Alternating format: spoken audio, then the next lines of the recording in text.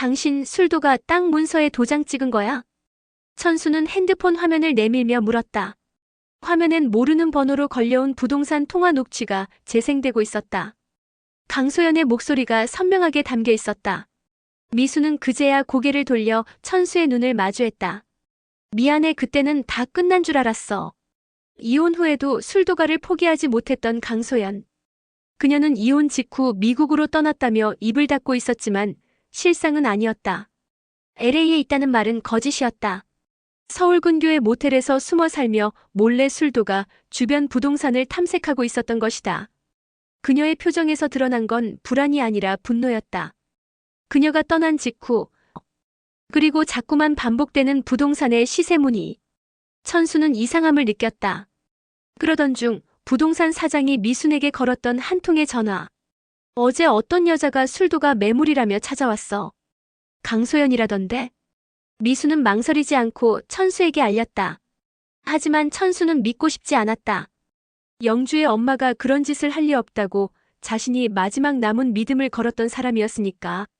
하지만 믿음은 산산조각 났다. 천수가 찾아간 부동산에는 이미 계약 직전에 강소연이 있었다. 명함엔 독수리 술도가 실장 강소연이라고 쓰여 있었고 계약 서류엔 위조된 인감도장이 찍혀 있었다. 그 순간 천수의 머릿속을 스친 건 도대체 왜? 였다.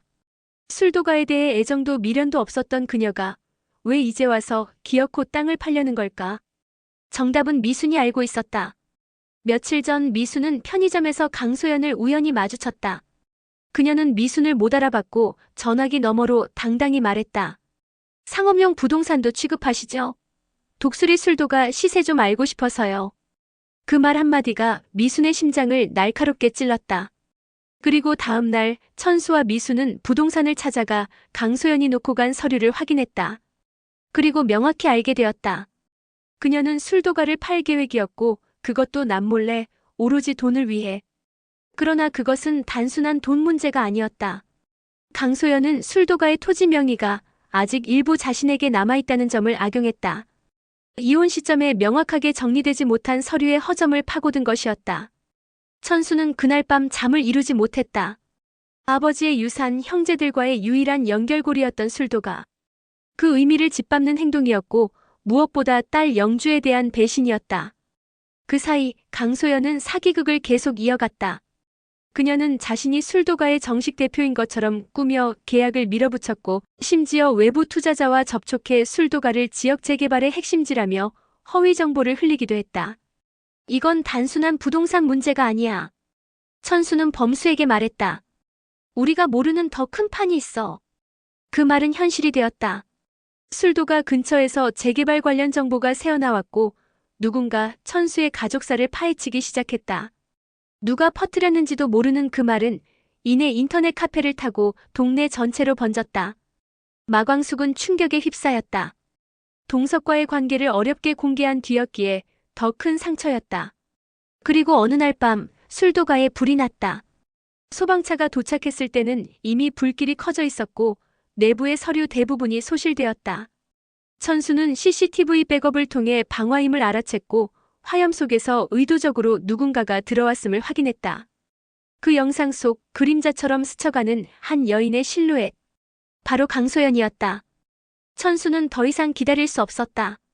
경찰에 신고했고 그동안의 서류, 인감 위조 증거, 방화 증거를 모두 제출했다. 경찰은 곧 수사에 착수했고 체포영장이 발부되었다. 하지만 그 즈음 강소연은 종적을 감췄다. 휴대폰도 꺼진 상태였고 마지막 목격자는 그녀가 외국행 비행기 티켓을 구매했다는 여행사 직원분이었다. 그럼 도망간 거야? 미순이 물었다. 아니. 천수는 단호했다. 그 여자는 끝까지 뭔가를 노리고 있어. 술도가만이 아니야. 이번엔 가족 전체야. 미수는 가슴이 철렁 내려앉았다. 하지만 그 순간 놀라운 일이 벌어졌다. 강소연의 SNS 계정이 다시 활성화된 것이다. 마지막 게시물엔 단 한 장의 사진이 올라왔다. 술도가 앞에 서 있는 한 여자. 등만 보였지만 그녀가 누군지 모두가 알 수 있었다. 사진 밑엔 단 한 문장이 적혀 있었다. 돌아갈게. 이번엔 내가 끝낼 차례야. 그러나 동시에 집안에서는 또 다른 균열이 시작되고 있었다. 흥수였다. 형님한테 새로운 사람이 생긴다는 게 내키지 않고요. 회장님이 우리 형제들한테 접근하는 것도 싫습니다. 그 말은 단순한 감정의 표현이 아니었다. 술도가가 단지 가족의 유산이 아니라 정치적 거래와 경제적 음모의 무대가 되어가고 있다는 점에서 불안함을 느꼈다. 그 불안은 곧 현실이 되었다. 검은 그림자는 술도가를 재개발 핵심지로 선정하려는 정치권 인사와 손잡고 형제들의 동의를 받지 않고 사업 승인을 밀어붙이려 했다. 그 과정에서 강소연은 이중 생활을 하며 정보 전달자 역할을 하고 있었다. 형제들 사이에 불신은 깊어졌고 특히 흥수는 형 천수에 대한 신뢰를 완전히 잃었다. 우리가 가족이기 때문에 다 참아온 거예요. 하지만 더는 못 참아요. 난 술도가에서 나갈 겁니다. 그 말에 아무도 대답하지 못했다. 서로를 의심하고 서로에게 실망한 채 가족은 하나로 묶여있지 못했다. 하지만 그때 경찰서로부터 한 통의 전화가 걸려왔다. 강소연 씨가 공항에서 체포됐습니다. 하지만 이상한 게 있습니다. 뭔데요? 여권 위조였습니다. 본인이 아닌 다른 사람의 신분으로 출국하려다 걸렸어요. 그런데 문제는 그 신분이 술도가 명의와도 관련 있습니다. 천수는 숨을 멈췄다. 그게 무슨 말이죠? 형사는 잠시 침묵한 뒤 말을 이었다. 술도가 명의 일부가 강소연 이름도 아닌 오세리라는 이름으로 되어 있었어요. 그 말은 폭탄 같았다. 독고세리와 술도가, 그리고 강소연과 신분 도용, 모든 퍼즐이 다시 엉켜들기 시작했다. 그날 저녁 왜 동석은 아무 말 없이 사라졌을까? 광숙은 그날의 마지막 대화를 자꾸 곱씹었다. 시동생들의 격렬한 반발 앞에서도 묵묵히 자신을 감쌌던 동석이 정작 다음 날 아침엔 연락도 없이 사라진 채였다. 술도가를 나온 그녀는 동석의 연락을 기다리며 매일 같은 카페에 앉아 있었고 그곳에서 마주치는 햇살도 커피 향도 전혀 위로가 되지 못했다. 동석 역시 혼란스러웠다. 아니, 혼란이라기보단 두려움에 가까웠다. 자신이 감싸야 할 여자가, 그의 사랑이 그토록 많은 상처를 감당하고 있다는 현실이 버겁고 아팠다. 그의 사랑은 그녀를 구원하고 싶었지만 동시에 그녀를 더 깊은 상처 속으로 몰아넣고 있다는 자책감에 시달리고 있었다.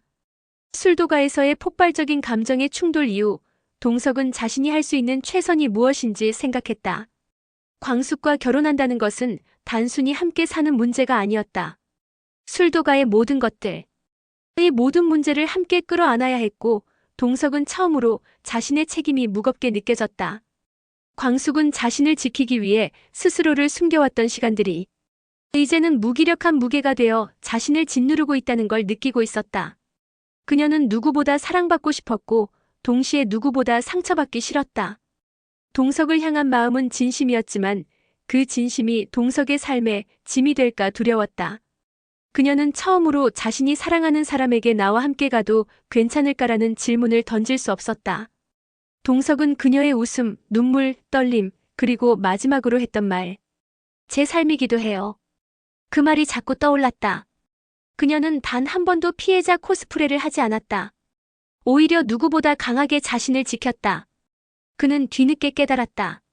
자신이 두려워했던 것은 그녀의 과거가 아니라 그녀의 강인함이었다는 것을. 서울로 돌아온 동석은 광숙이 늘 앉아있던 카페 문을 열었다. 그녀는 그 자리에 앉아 있었다. 아무 말 없이 눈이 마주쳤고 두 사람 사이에는 익숙하면서도 낯선 정적이 흘렀다. 이제야 왔어요.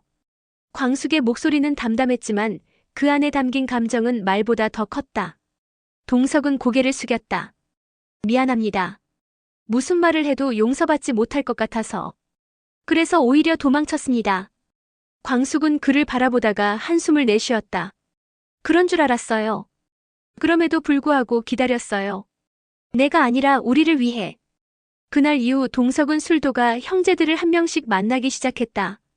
반대와 비난은 여전했지만 동석은 더 이상 회피하지 않았다. 그는 솔직하게 말했다. 자신이 광숙을 사랑하게 된 이유, 그녀가 어떤 사람인지, 그리고 형제들이 어떤 상처를 주고 있는지. 그녀는 동석에게 말했다. 다 포기하고 떠나고 싶어요. 당신한테도 술도가에도 다 짐이 된 것 같아서. 동석은 조용히 그녀의 손을 잡았다. 내가 감당하겠습니다. 당신은 이제 도망치지 마세요. 이번엔 내가 당신을 지킬 차례입니다. 그의 진심은 광숙에게 안심이라는 감정을 안겨주었다. 그렇게 둘은 함께 문제를 해결하기로 다짐했다. 동석은 미소를 지으며 말했다. 우리는 지금 불필요한 것들을 다 걷어내고 있는 중이에요. 그리고 나면 우리 둘만 남겠죠. 그 말에 광숙은 처음으로 소리내어 울었다. 이 울음은 슬픔의 울음이 아니라 오래된 상처가 풀리는 울음이었다. 그녀는 자신이 누군가에게 짐이 아니라는 것을 처음으로 믿을 수 있었다. 우리 같이 해요. 본 영상은 KBS 주말 드라마 독수리, 오영재를 부탁해. 의 예고편 및 관련 공개 정보를 기반으로 제작된 2차 창작 콘텐츠입니다. 스토리 해석 및 향후 전개에 대한 예상은 창작자의 개인적인 견해이며 실제 방송 내용과 다를 수 있습니다. 정확한 전개는 본방송에서 확인해주세요. 시청해주셔서 감사합니다. 구독, 좋아요, 알림 설정은 드라마 팬의 기본 매너. 유신의 드라마방에서 매주 새로운 K드라마 소식으로 만나요.